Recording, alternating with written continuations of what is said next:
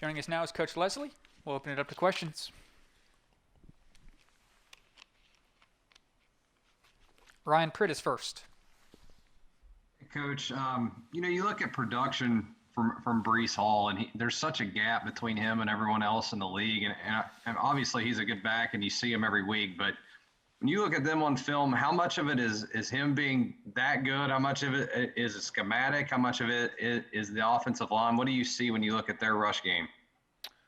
I think it's a little all of the above. Schematically, they're really good what they do. Their tight ends obviously create issues, not only in the pass game but in the run game, and they force you to maintain your leverage based on the formation that they start in and they finish in, and then the rest of it's him doing what he's good at. He's extremely patient. He waits on his spots, he waits on his cuts, and when he does make them,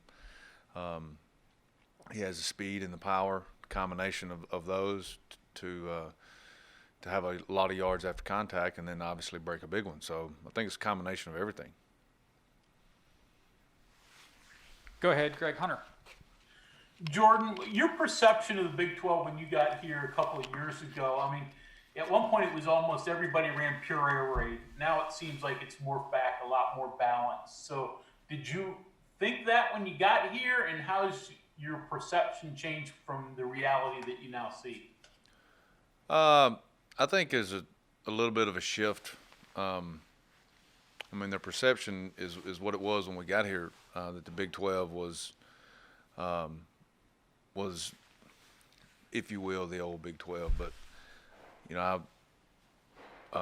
my first job was there in East Texas, so I was in Big 12 country for 4 years early in my career when Oklahoma State was, Des Bryant and Justin Blackman, and, Texas, had all those guys after Vince Young, after the national title, and Oklahoma was rolling on with a couple of Heisman winners there, and so you got a chance to watch it up close then.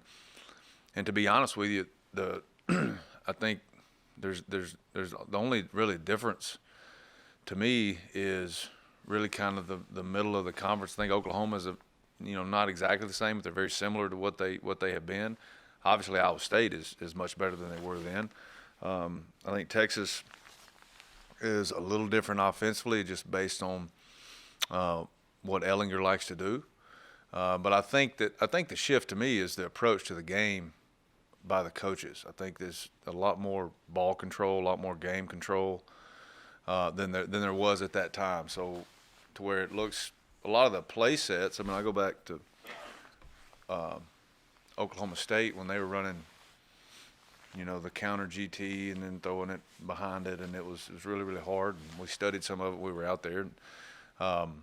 So to me, the play sets really just kind of evolve and throughout of all of college football. But the approach to the game with some of the tempo and picking your spots for that, I think that's probably the biggest shift to me.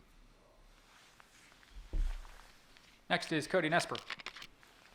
Hi, Jordan. Just with a back like Brees Hall, how important is it to not let him get, into the second level and up to your secondary players? It's everything. If you let a guy like him get going, then it's going to be probably a long day. He's a combination of speed and power. You get him going downhill, and I think I've seen one guy through the 8 or 9 games I've watched, whatever they've played, that's made a really, really, really, really good open field tackle in the second and third level. Actually, that was last week. So it's everything. Next question is from Kevin Kinder. Jordan, does having multiple hybrid style defenders give you a little different way to defend their tight ends, especially in the passing game, than what some other teams do? I mean, depends on how you use them, but like I said, with those guys right before this on the radio, they're not. Their advantage at tight end is not going away. It's not going to change. Okay, so, they're not going to go from 6'7" to 6'3" before Saturday. They're not, so that's going to be there, and you've got to. That's something we're going to have to deal with. We're going to have to make those contested plays. The thing we've got to do is we got to affect the throw more than anything, as opposed to putting a special type of defender on those guys. We've got to be able to affect the guy that's throwing the ball to him. So that's more important than anything matchup that we would try to do. Back to Greg.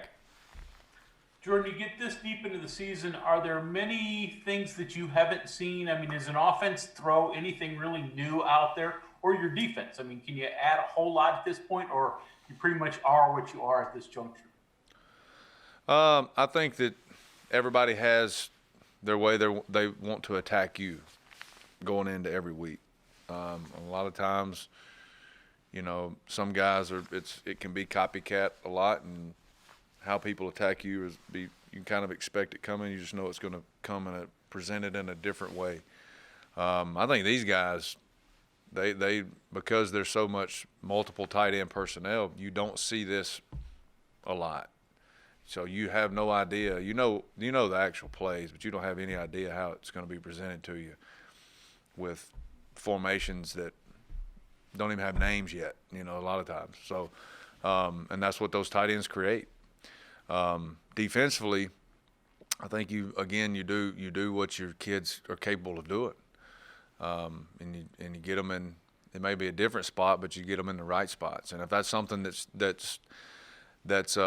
new, then that's obviously more time you got to invest in it. But if it's not something that's new, then you've got invested time, then you feel good about it. Well, then it probably allows you to play a little faster and play a little freer. So I think it just depends on what you're seeing.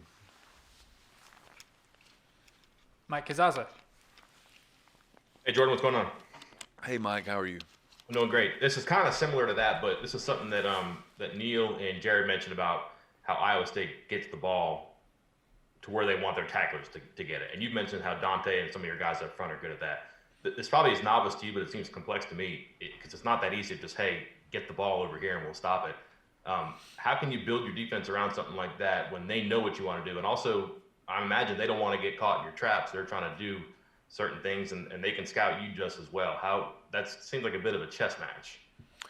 Yeah, it is. I mean, they're gonna get you in something to see.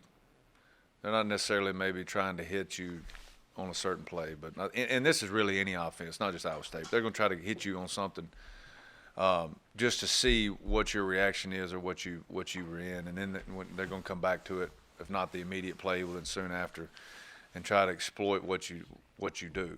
And a lot of their stuff, they try to get you into checks, and then once that, because you do that to try to simplify things. So that's exactly what it is. It's a chess match. It goes back and forth, and you got to figure out where they tried to hit it, and if you can fix it, fix it. If you can't fix it, you got to fix it. You better fix it.